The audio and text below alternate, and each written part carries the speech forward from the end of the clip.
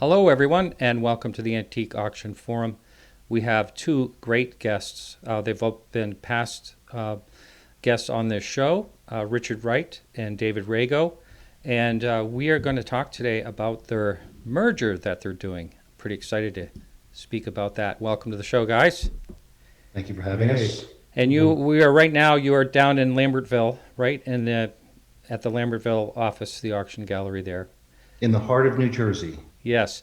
And if I remember right, David, you told me last time we spoke you're about 4 miles from the Nakashima shop? as the crow flies, yes. Yeah. And what great history that is. And the shop is still going. Mira is still running that. And you and I have had a few conversations over the years about people that have had Nakashima in the area. I got a, while I'm talking about Nakashima, why when I lived out in the San Francisco area, why was it so popular out there? I used to see it, it seemed like everywhere out there in San Francisco. I would be giving an educated guess, but something about the natural edges of the wood seemed very harmonious with a lot of the architecture I saw in San Francisco and Marin County. I see. Hmm. Free edges, the use of structural detailing. I've been in a number of houses in the San Francisco and north of San Francisco area where the modern housing, lots of trees, especially Yes. conifers, and it seemed to be a really good fit to me. Mill Valley, I remember. I remember when I was out there, there was actually, I looked at a table where the underside of it, the person that owned it made me crawl underneath and look, and he said, "There's a Civil War bullet right there in the tree that was embedded in the tree," and he kept it in. That was We've, pretty we've interesting. definitely seen that pieces of flitch cut wood that had metal in them, usually a bullet, Yeah, and yeah, it pretty tore the amazing. wood up when Not that too good happened. for the saws. No, it tore Yeah. the saws up good. We're going to talk about the merger, but first of all, let's talk separately. David, you've been around this for even long. I'd say 45 years. I've been at auctions and antiques. I think you have me beat. You started out very very young, but I want to I get was into seven. what's that? I was seven when I started. I'm joking. Okay, I was 15. Yeah, uh, that's pretty amazing. And you don't see a lot of that today, but occasionally you will see kids that are really into it, and I love that. I mean, we need that. We need that coming up. But go ahead if you would and talk a little bit about your gallery, and then Richard, your turn after that. Sure. Well, we started our auction company in '84. I've been in the business since '72. I actually started the flea market in Lambertville, which is about 2 miles from where we're sitting, 2.5 miles, and soon discovered porcelain and ceramics. Timing was really good. Was a college student. I had no money. From there, I moved into arts and crafts material. Just kept changing with it. In the early '90s, we held our first modern auction. I think it was '90 or '91, not long after George Nakashima died. Gradually made the shift from early 20th century to mid 20th century to contemporary. So it's been a long and circuitous route. I bet. Now, did you have to kind of guide your buying audience along to get excited about these type of things, or how did that come about? Now, we have many mottos in our business, but one of my favorites is desperation is the mother of invention. And when the recession hit in the early '90s, we were just looking for things to sell. Ah, Because we were in the Lambertville area, we lived in Lambertville at that time, we came across some really interesting modern material. I lucked into some George Nakashima from a realtor in New Jersey who had 100 pieces of it. He started consigning with us. So I would say it was the path of least resistance. I wish it was more intelligent, more prescient than that. I cannot take credit for prescience in this case. ah, you've certainly found your niche, that's for sure. And Richard, why don't you go ahead and talk about how you began and you're into the 20th century design as well and 21st century design as well, aren't you? Yeah, so I mean, it's an interesting parallel. I started out in the flea markets as well. So I Ah, started out as a dealer in the late 80s. Having no money at that time, instead of doing arts and crafts, which was already kind of expensive, I did modern. So I started right away with what was the most accessible market at that point, which were things from the 50s. Worked my way up. Worked at another auction house, the Treadway Toomey auction house. Ran that from 93 to 99. Left in 2000 to open my own, and sort of built it up from there. I think, like David, kept evolving the whole way, which is Hmm. something that we've both been really proud of, and is something that I think has made this kind of next chapter actually feel just totally appropriate to what we've been doing our whole career. Right. One of the things I noticed about your auction gallery right away, Richard, is the wonderful photography. It's almost like the photography in the catalogs are almost like artistic. And I was getting your catalogs for a long time, and they're just fabulous. And doing this work myself, I know what it takes to catalog and put together a catalog. It's besides the vast expense, it's an enormous amount of time. Um, Yeah, we've invested a lot. The print catalogs were our original claim to fame, and we still do them, and I still love print, but digital has become really our focus, and trying to translate that same quality, visual quality through the web, is definitely the future. right. And speaking of that, it's less and less auction houses will do a physical catalog compared to an online catalog. It's still about the same amount of work, a little less money because of the printing issues, but still. So, what made you two decide to join together, and how do you think that's going to benefit both of you and the buyers? You know, quite honestly, I think the pressures within the industry brought us together in so much as, it's a very competitive field. It's Christie's and Sotheby's are the two behemoths at the top of the industry that really increasingly are trying to capture total market share. With digitization, you have first dibs, and you have Christie's and Sotheby's mounting more and more digital auctions, and just again trying to take as much as they can. David came to me. We were friendly competitors, but we weren't. Respectful. Yeah, respectful. That's good. We actually didn't know each other very well, and we started talking about a year and a half before we actually finally legally merged, which was only in January of this year. And through the process has been really wonderful. I think that we've become friends, and that this natural synergy that we saw really has become apparent. Just in the brief way that we've described the way we rose up through the business. As an auction house, I've invested a lot in process and in photos and in that sort of back of house thing. David has built an incredibly client-facing forward organization where he's here in Lambertville. Tons of people come here. He's really has great outreach, which is me not so much. And the combination of that has actually proven to be wonderful. We thought there'd be, as Richard said, a synergy when we agreed to do this. And in some of the ways, we were right in anticipating there'd be some savings costs, and we could make more interesting auctions. And we were selling things that Richard wasn't. For example, we were holding jewelry sales and estate sales with Asian art and even coin auctions. Richard wasn't doing any of this. So we felt that we had that to offer. And we also knew that Richard was approaching auctions from a higher level than we were. I mean, our catalogs were really good, but as you said, the photography that Richard was employing was at a different level, and we saw that. I mean, we're in the art business. Better is better, and it's not hard to determine. But beyond that, we're seeing that the union has really changed the game for both of us in ways I didn't see coming. For example, even in the material that we were both selling, like we spoke earlier about George Nakashima. Well, now we have more Nakashima to draw from, and we have more auctions to sell it in. I was only selling Nakashima 3 times a year in my 3 main modern sales, and Richard was holding maybe 4 or 5 or 6 auctions. Mm-hmm. Now there's maybe 10 auctions a year where Nakashima would be appropriate. And instead of my having to put, I mean, I've had auctions with Nakashima with 50 plus lots of Nakashima in one day. Wow. It's a lot to bring out at one time. We don't have to do that anymore. Now we can spread those 50 lots out over 3 different auctions and really give a certain amount of focus to each individual lot rather than jam it all together. So those are that's one of the ways we're definitely seeing a change for the good. I see.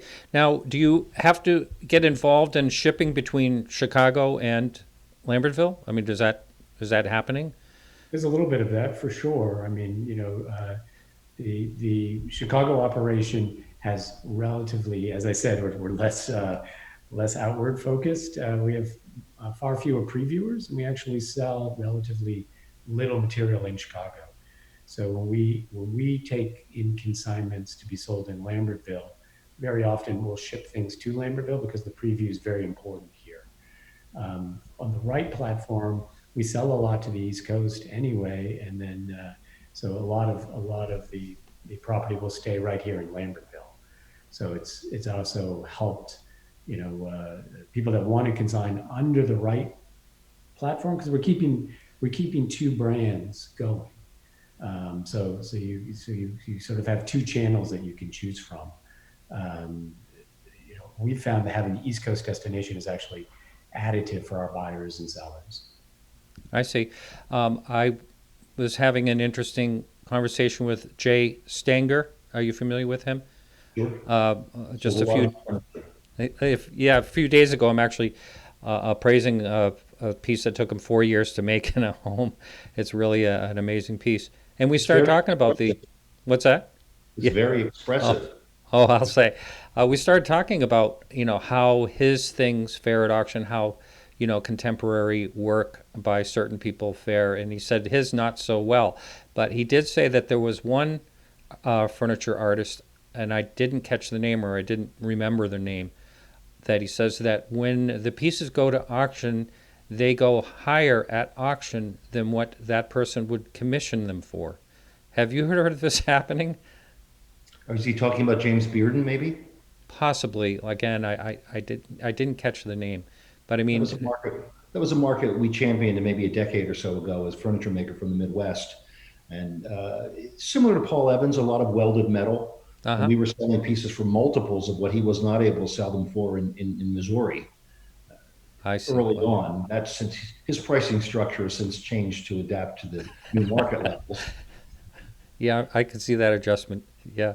And certainly at the high level, Lalonde furniture, the French, they're no longer living, but Claude Lalonde, just they recently passed, but the furniture, would sell out very quickly, and then if it came up at auction, would sell for a multiple. So a lot of it has to do with supply and demand. Sure. Yeah. But in general, the secondary market is below the primary market for most contemporary craft. By quite a bit. Yeah. Yeah. We're just seeing, I mean, Mira Nakashima would be an interesting case in point, again, to stay with Nakashima. And these pieces are made 4 miles from where Richard and I are sitting now. And we see her secondary market evolving. Initially, pieces were selling for a third of what they sold for originally. And now, especially if they were purchased more than a decade ago, they're bringing 2/3 and sometimes full original sale price.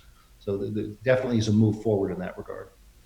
Would you say this is a lot like an artwork that goes to auction and all of a sudden, the sets a high auction record, and then on the coattails of that, things seem to hold, near that, or they seem to rise for that particular artist. Is that similar? And when it comes to pieces that you handle for contemporary?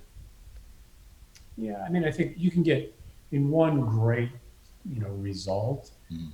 can help a market, but not. It doesn't always permanently move the market.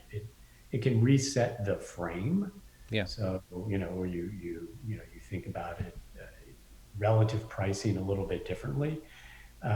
It's always nice when that happens a bit more organically and prices rise over time. Like what David was saying with Mira Nakashima, we've seen, oh, gee, we just had a really nice group and it did a little bit better than some of the material before. And you see that sort of natural evolution, I think, is always healthier for a market than a big spike, Yes. which sometimes maintains, but sometimes it can also they kind of crash. As my poker teacher said to me after I had a good run at cards, he said, one robin does not a spring make.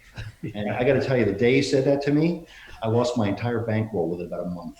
So Oh, yes, there are spikes, but yeah. as you said, I prefer to see a more consistent and steady and even growth. Wow. One of the podcasts I have done, and the last part of the podcast um, a, a while back, was on Bellamy eagles. I don't even know if either one of you are familiar with Bellamy carved eagles.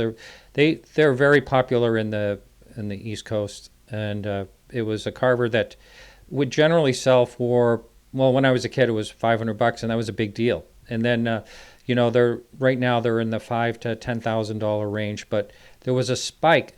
I mean, talk about a spike. Northeast Auctions. Ron Bourgeot had one that went for $660,000 with the Whoa. buyer's premium. And then, so after that, they were selling for six figures for I think 6 months, and then they dropped all the way back down to where they were. I mean, it would have been wonderful to cash in, but you'd see, what happens in that particular case was all of a sudden everyone had a Bellamy Eagle, putting it in an auction, and flooded the market. They came out of the woodwork. So I yeah, think it's the important thing to remember. It really is supply and demand. yes, And many of these markets are driven ultimately by a small number of people at the top. And when they're active in buying, the market can be very strong. But if too many examples, once they have, very few people are going to buy multiples of the same. Once they have, right, and if it keeps coming, then just the law of economics, the price will drop. I mean, David's seen this in many, ceramics markets with the Natzlers. Mostly seen it in furniture because, as a friend of mine once said, talking about arts and crafts market, you can buy a Gustav Stickley bookcase, or you can buy 40 pieces of pottery to put in it. ah, Once you have that bookcase, and once you have that dining table and that Morris chair, you're pretty much done with that form. yeah, But if you're a smalls collector, if you're buying Venetian glass or American Giorgio or American ceramics, there's always room for another pot or a piece of glass. yeah, And so, which I think a lot of people don't consider, is that if you want to get rid of that Gustav Stickley bookcase or that Paul Evans dining table, well, it's a pain in the neck. I mean, you've got to first of all find the one you want more. Then you have to find out how to sell the one you've got and find people to come in and take it and carry it and then bring the new one in. And it's a lot of work. You want to change a piece of pottery or a piece of glass that's on that dining table or in that bookcase, you pick it up, you put it in a box, and you send it to someone. yeah. It's very easy to change these things around. So I think Good we see point. less in the way of fluctuations in smalls than we do in furniture. Yeah, yeah, very good point. I love dealing with smalls when I'm when I'm cataloging it, and bringing things into auction. It just seems like it's so much better luck than the hit or miss of furnitures. And you just brought up arts and crafts. What is that market like? I haven't really been following. What is a Gustav Stickley pieces? Are they hanging in there in the market, or is it soft these days? Well, it's a difficult subject because it's very close to my heart. I mean, this I furniture know. was made, Yeah. it's revolutionary. It was made for philosophical and spiritual purpose. It's not just something to sit in. It was meant to transform society from the inside of the home. I can wax about this for a long time. It's very, very powerful. And it's furniture that makes a statement and was effective in what it chose to do for a while. And then when the after Woodstock, hippies started buying it. That's when I got in the market in the early 70s, and it found its purpose all over again. It was a very revolution-oriented society, and the furniture fit. But the problem is that demographic is aged, and this is a group of people that are either not adding or they're downsizing, and the kids haven't really discovered it yet. Our last sale had some very good Roycroft furniture, which is pretty rare, and also highly spiritualized material. And I was on the phone with a new bidder. He was 22 years old, and I said, Wow. so we're going to hold a parade for you if you come out here. We're going to have a parade just to show people that somebody your age is buying this stuff. It was very exciting. Yeah, yeah, yeah. I love the arts and crafts. That whole era of just such beautiful pieces, and I never thought about it spiritually, but yeah, well, a lot of it, I could see why you're going with that. And I was just in a home recently where they had a table they didn't know about, and then they also had on the third floor they had hanging lamps. And you just don't see that. It doesn't seem like that comes up as often, in a place where they don't know what they have. It seems like everyone seems to know what they have. And but as far as talking to people that are, you just talked about the 22-year-old, and one of the reasons I do this podcast, I try to get, people interested in this market. I got an email from an appraiser 20 years ago. He said, the baby boomer effect is going to leave us all surrounded by beautiful things worth nothing. Who said that? What's that? Who said It that? was an appraiser. He said from connected to him on LinkedIn, and he sent it to me, and I've been looking for it. I can't find it, but that was I want to say that was in 2004 or something like that when he wrote me that, and I didn't believe it. I kind of rebutted against it, but I think it makes a lot of sense. Sure does. Yeah, and all this material will be coming. You just mentioned the baby boomers, uh, the older market. What do you think is going to happen? Do you think that young people, may start appreciating this, like this bitter you were talking about? And if not, are we in trouble? I mean, I have a more optimistic view of it. I think that tastes change across generations, and there will be things that were everybody wanted and were in vogue, like Bakelite radios and Bakelite jewelry that just go by the wayside. Salt and peppers, collectors, and all that stuff. Just it's on eBay. It just kind of went down, down, down. The great material of any era translates, and I think that there'll be things that'll be discovered by future generations. David's handled the work of George Orr for decades. The Um, Potter. the Potter, Yeah. you Hmm. know, and recently, and he should speak more about this, but in my outside view, the market went up, the market went down, and now a whole new generation of buyers is coming in, and the market's going back up. And to me, that 19th century in many cases, or early 20th century work looks really radical and fresh in this 21st century era, and I think that new people are discovering it. So to me, that's going to make the leap. I think also, if you wanted to buy a nice Gustav Stickley, a really good Gustav Stickley two-door bookcase at the height of the market, say in 2007, that bookcase, a good basic one, was going to be $7,000 to $10,000, and that priced a lot of people out of the market. Now that bookcase might be half that, maybe a little less than half that. As these prices come down, it's qualitative furniture. If people understand how intelligent it is, what it says about the society from which it sprung, I mean, you got to put your books in something. I keep quoting a friend of mine from the arts and crafts days, Harvey Kaplan. His grandmother used to say that there's a tuchus for every chair, and you got to sit in something. And so you're going to go out to IKEA and buy a brand new piece of garbage and put it together yourself, or you want to buy a really nice chair, and a chair that was $5,000 might be $1,200 now. At that point, I think at some level, people recognize the quality and value quotient is hard to ignore.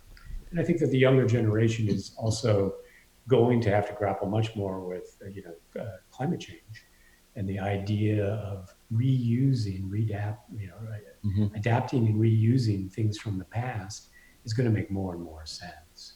I hope Um, so, because, well, look at the new furniture. First of all, there's such an environmental impact from it, and not only that, um, you know, why would a moving company not move IKEA furniture?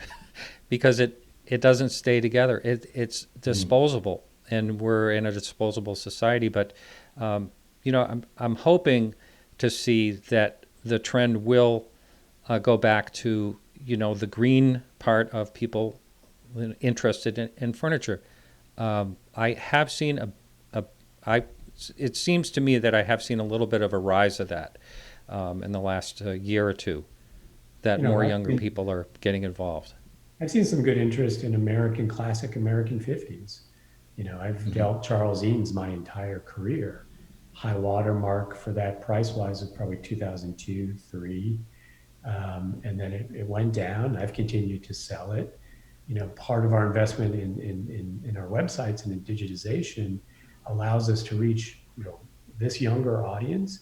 And I've seen a lot of young people now wanting an original Eames chair, wanting that patina, wanting to feel the real thing. And I think a lot, I think you can spend a lot of time saying millennials aren't going to collect. I think the natural demographic for people to collect are older when they're in their 40s and 50s, and they start to have a more permanent sense. I think that just the appeal of, you see it in the art market, the desire to live with beautiful things is deeply human, and I'm not so worried about that. You know, what those beautiful things are might change, and we will change with it. Or we'll be out of work. We're changing. Yeah, yeah.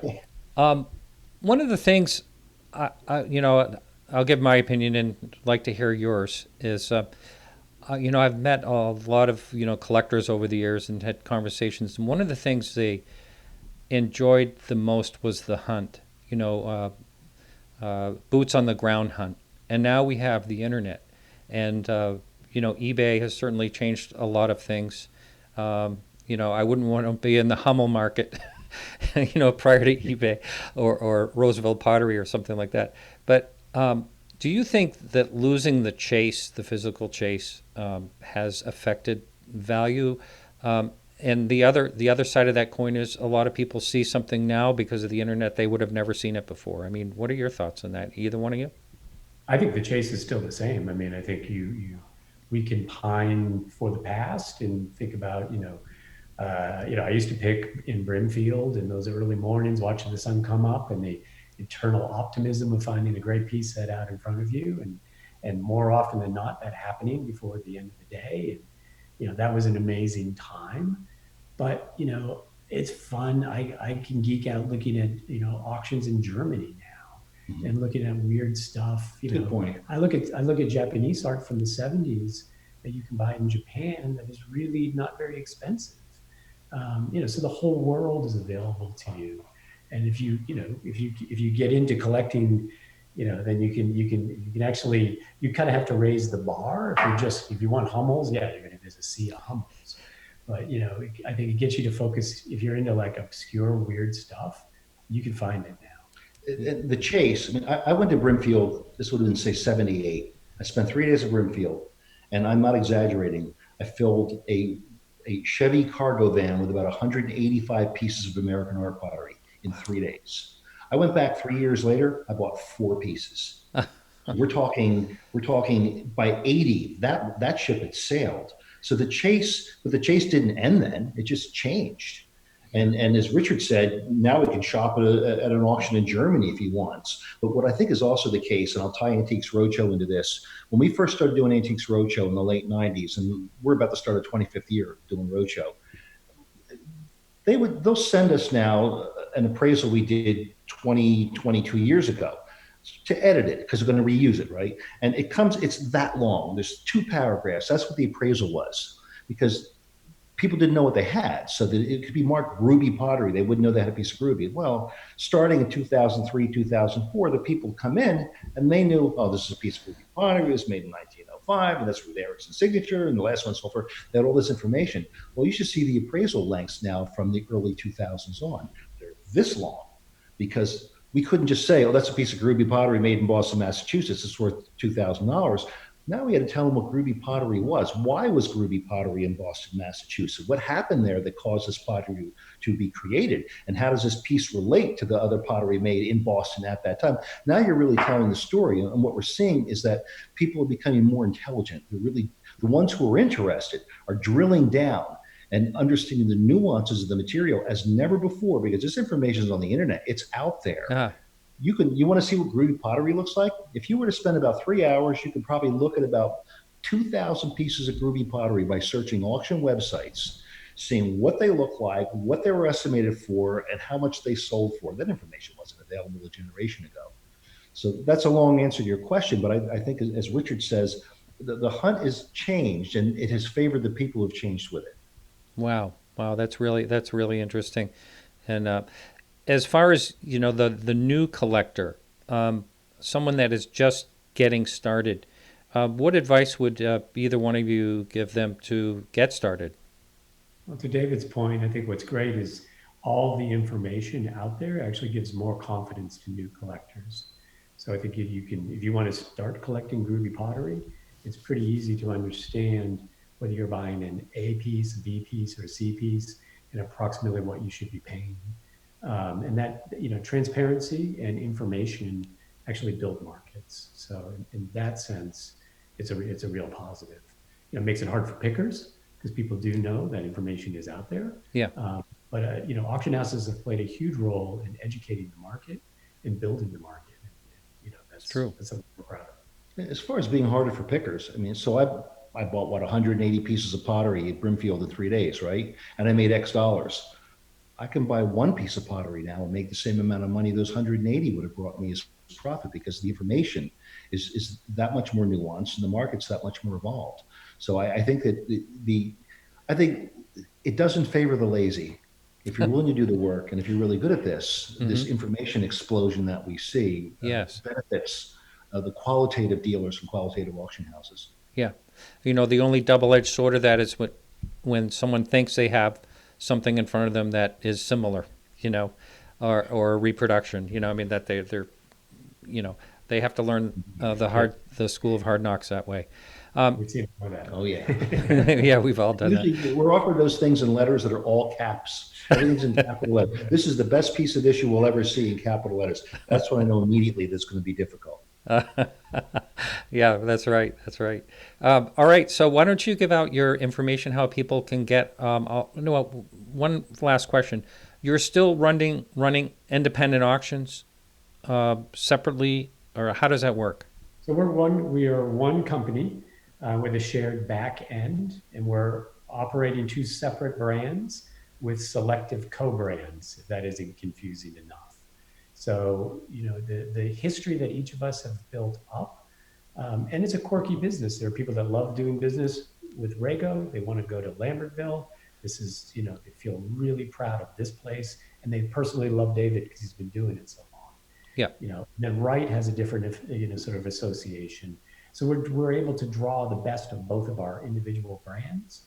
And then tomorrow we're doing an auction together, which is a co-branded sale, which I think really shows how we can collaborate in a public way. We're publicly merged. We talk, Rago Wright all the time, but, so two separate channels, selective co-branding. But you can reach us. You email either website. You're gonna, it all goes to the back end. So we'll find you. Right. As we're speaking here, your Rago Wright structure and ornament a notice came across my screen.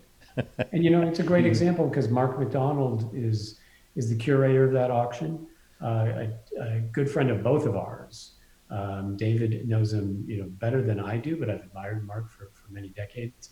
We've both worked with Mark, but Mark came to us to do this project because of the synergies of the merger. He wanted the high production value. He wanted to have the jewelry's previewing here in Lambertville. He wanted the East Coast. Didn't want to be in the Midwest. Wow. And it's really worked. So our teams have worked together. David has a jewelry team. We don't have a jewelry team. We have a design team. So it was a perfect collaboration and a really high style auction that's gotten a lot of attention. Wow. David, I read a quote you were quoting from someone that said something about competitors. Do you remember that quote? Instead of competing, cooperate. Oh, that's Albert Hubbard. Albert Hubbard said, that's right. Ideally in business, it's cooperation, not competition. Right. It's Excellent. more profitable and a lot more fun. Yeah, that it is. Not something many people ascribe to, but it's something I believed in for a long, long time. And that certainly was one of the driving factors behind my wanting to merge. Excellent. All right, you two, thank you so much, and I wish you the best of luck. Thank you. This is great. Good talk to you. Thanks a lot. All right, everyone. That's it for this show. We'll be back next week.